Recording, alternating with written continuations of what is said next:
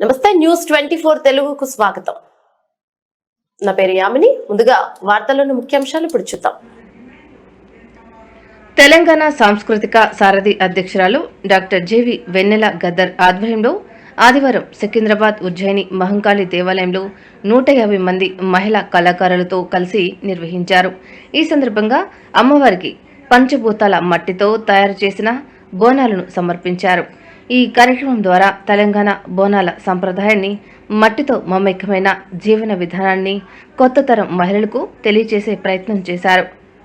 కళాకారులు స్వయంగా తయారు చేసిన బోనాలను అమ్మవారికి సమర్పిస్తూ చీరలు ధరించి సంప్రదాయ నృత్యాలతో ఆలయ ప్రాంగణాన్ని కళలతో నిండేలా చేశారు. ఈ సందర్భంగా వెన్నెల గద్దర్ మాట్లాడుతూ మట్టి బోనాలు సాంప్రదాయ నృత్యాలతో అమ్మవారికి నివేదన సమర్పించడం గర్వకారణమని తెలియజేశారు. మనం ఆపాలని, ప్రజలకు తెలియజేయాలని మట్టి బోనాలు, అన్ని నకిలీ బోనాలు కాకుండా మట్టి బోనాలు అమ్మవారికి నైవేద్యం సమర్పిస్తూ మట్టి బోనాలు మనం ఈరోజు ఇక్కడ అమ్మవారికి అర్పించడం జరుగుతుంది. తెలంగాణలో మొదటి బోనం అంటే చరిత్ర ఏం చెప్తుందంటే, మొదటి బోనం ఎవరెత్తారంటే రేణుక తల్లి మొదటి బోనం ఎత్తారు.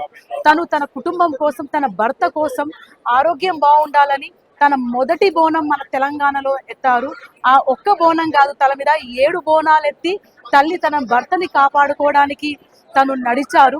సో అట్లాగే 19th సెంచరీలో మన తెలంగాణలో హైదరాబాదులో ప్లేగు వ్యాధితో లక్షలాదిగా ప్రజలు చనిపోయినప్పుడు మన మధ్యప్రదేశ్లో ఉజ్జయినిలో ఉన్న ఇక్కడ హైదరాబాదీ ప్రజలు అక్కడ ఉజ్జయిని అమ్మవారిని కొలిసి ఈ ప్లేగు వ్యాధి మన హైదరాబాద్లో తెలంగాణ తగ్గాలని మొక్కారు. సో ఎప్పుడైతే ప్లేగు వ్యాధి తగ్గిందో అక్కడి నుంచి మన తెలంగాణ సైనిక వాసులు ఆ ఉజ్జయిని మహంకాళిని తీసుకొచ్చి మన సికింద్రాబాద్లో కొలువు తెరిచి మొదటి బోనం, రెండో బోనం సమర్పించారు. సో ఈ బోనాల సమర్పణ అనేది మన తెలంగాణ సంస్కృతికి భారతదేశంలో, ప్రపంచంలో ఎక్కడ లేని విధంగా ఒక స్త్రీని కొలిచి, స్త్రీని జ్ఞాపకించుకొని మన ఊరు బాగుండాలి, మన పల్లె బాగుండాలి, వర్షాలు పడాలి, ప్రజలంతా సుఖశాంతులతో ఉండాలనే నిర్వహించే ఈ బోనాలు అందరికీ సుఖశాంతులు కలగాలని మేము తెలియజేస్తున్నాం.